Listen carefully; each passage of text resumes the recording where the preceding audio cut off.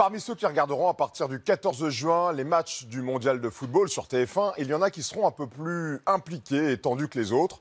Ce sont les parieurs. La France en compte environ 2 millions qui jouent en ligne. Certains ont développé une vraie expertise et en ont fait leur métier. D'autres ont plongé dans l'addiction et la spirale de l'endettement. Jean-Pierre Montanet avec Cédric Corr et Anatole Toulousan.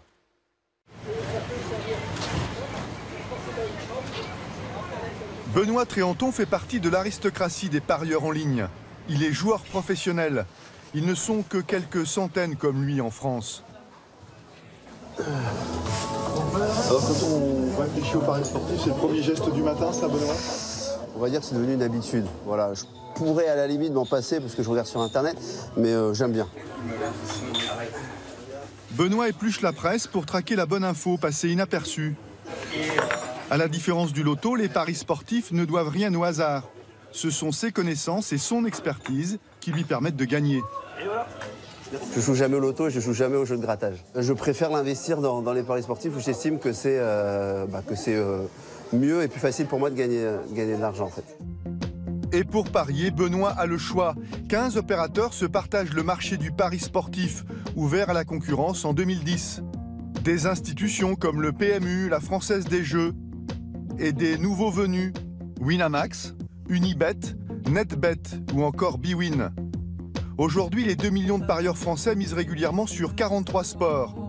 Sur le foot, bien sûr, mais aussi par exemple sur le curling, la pétanque, l'haltérophilie ou encore la natation. Benoît, joueur professionnel, ou l'étonnante reconversion pour cet ancien professeur des écoles de Brest. Titulaire d'un bac+5, passionné de sport, il quitte l'éducation nationale en 2010 pour aller travailler chez un opérateur de paris sportifs. Fort de cette expérience, il démissionne au bout de 3 ans et décide de vivre grâce aux paris en ligne. Chez lui, à Plougastel, Benoît scrute la télé jour et nuit.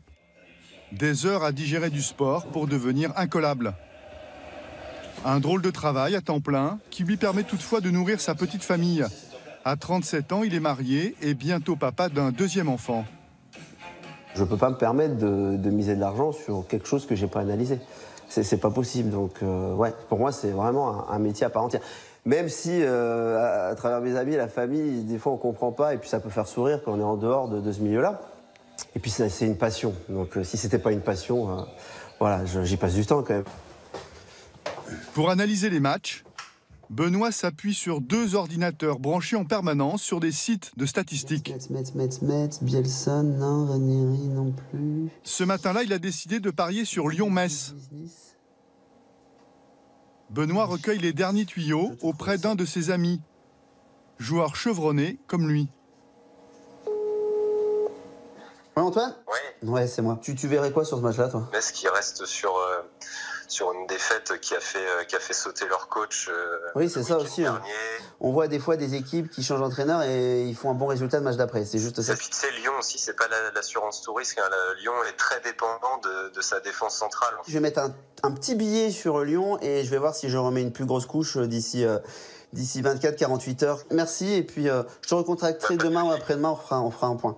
Son petit billet, il le place chez un opérateur qui propose une cote à 1,16 pour la victoire de Lyon. 1,16. Autrement dit, lorsqu'il joue 1 euro sur le succès de Lyon, il empoche 1,16 € si cette équipe l'emporte. Chaque opérateur établit ses propres cotes en fonction de la valeur des équipes, de la forme des joueurs et des sommes pariées. Donc là, on voit 200 € misés à une cote de 1,16 avec un retour de 232 €, donc ce qui fait 32 € de bénéfice sur ce pari-là. Des paris comme celui-ci, Benoît en fait plusieurs par jour, sur différents sports et parfois avec des mises beaucoup plus importantes. En rejouant constamment ses gains, il peut miser jusqu'à 100 000 € par mois. Il gagne en moyenne 4 000 € mensuels, net d'impôts. Avec de tels revenus, il serait devenu indésirable chez certains opérateurs. Ce jour-là, il avait bien repéré une cote plus lucrative, à 1,19, sur un autre site. Mais il n'a pas pu en profiter. Ils vous limitent au niveau des sommes que vous pouvez jouer, donc moi ça m'intéresse plus, donc je joue plus chez eux. C'est une façon très gentille de vous montrer la porte, en gros, de dire bah non, on veut pas de vous parce que vous ne faites pas de l'argent en fait. Des parieurs qui gagnent trop, c'est de l'argent en moins dans les caisses des opérateurs. Alors certains d'entre eux bloqueraient-ils les très bons joueurs? C'est ce que prétend Denis. Ce trader établit les cotes pour l'un des principaux sites de Paris. Il va nous révéler les coulisses de l'opérateur pour lequel il travaille. Le cas de Benoît ne le surprend pas. C'est une technique qui est pratiquée sur le marché français. On vous demande de surveiller, de cataloguer les joueurs qui sont performants. Les joueurs qui vont jouer pas mal d'argent, donc ils vont miser gros. Ces joueurs-là, déjà, ils vont générer chez nous des alertes. Si on voit qu'ils nous prennent de l'argent, voilà, on va avoir tendance à les stopper, ou en tout cas à les encadrer. Et de plus en plus, jusqu'à ce que finalement, ils partent. Dans un premier temps, ça va être une limite de mise, que ce soit 200 €, 100 €, 30 €, 15 €, parfois même 2 €. Des mises plafonnées, des gains limités. Cette pratique est-elle répandue? Pour le vérifier, nous avons sollicité plusieurs opérateurs. Oui, bonjour monsieur. Est-ce que vous limitez des mises à 1 ou 2 € par exemple? Je suis pas compétent sur ce sujet-là. Ils n'ont pas souhaité nous répondre. Seul Unibet, un opérateur britannique, nous a envoyé ce mail depuis son siège à Londres.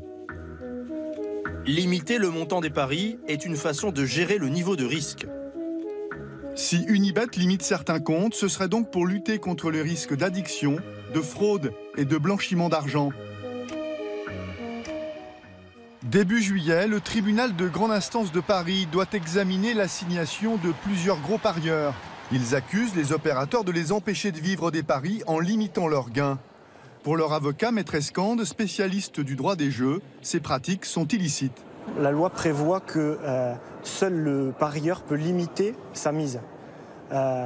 Or, les opérateurs prétendent que c'est pour l'addiction, pour protéger le parieur, qu'ils limitent les parieurs, alors qu'on limite uniquement les joueurs qui gagnent, alors qu'ils devraient limiter les joueurs qui perdent de l'argent. C'est ça l'autocontradiction des opérateurs en réalité, qui sont là pour aller chercher du parieur qui perd et chasser les parieurs qui gagnent. Et pour courtiser les perdants, ceux qui rapportent de l'argent aux sociétés de paris, l'opérateur pour lequel travaille Denis déborderait d'imagination. Et ceux-là, on va faire attention à les choyer, voilà, on va y prêter une toute autre attention, on va leur offrir des bonus, que ce soit des paris, que ce soit de l'argent en cash, que ce soit des casquettes, des t-shirts, des places à des matchs.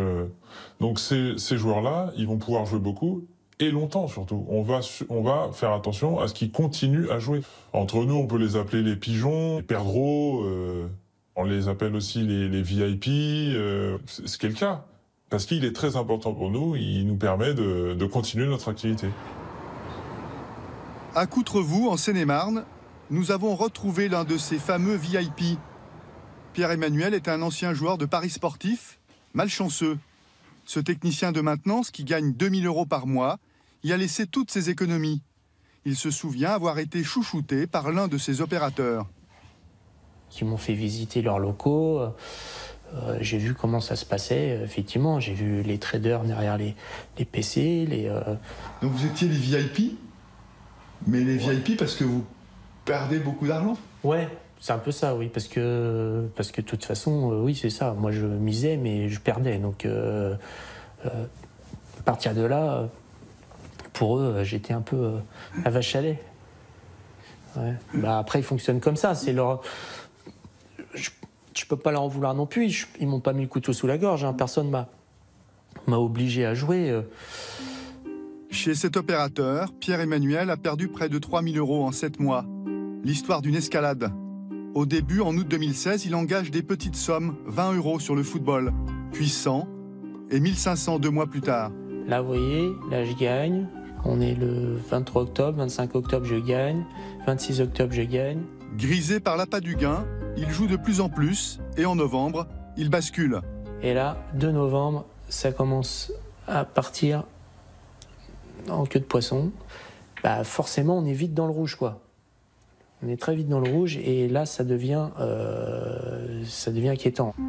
La spirale infernale. Pour tenter de compenser ses pertes, il continue à parier et aggrave sa situation. Voilà, j'ai dilapidé effectivement 7 ou 8 000 € en très peu de temps, quoi. Donc là, tout l'argent que vous avez, en fait, vous le consacrez au jeu à ce moment-là, à cette période de votre vie. Ouais, et je les perds. Endetté, il a dû trouver un second boulot en plus de son activité professionnelle. À 46 ans, il livre des voitures neuves à leurs propriétaires. Cette course va lui rapporter 70 €, de quoi l'aider à rembourser ses dettes. Depuis sa mésaventure au jeu, ce célibataire ne parie plus. J'ai été un peu naïf, je pense. Enfin, c'est pas je pense, j'ai été naïf, hein, clairement. Il lui reste encore près de 3 ans de mensualité à rembourser pour oublier enfin son cauchemar, la dépendance aux jeux en ligne.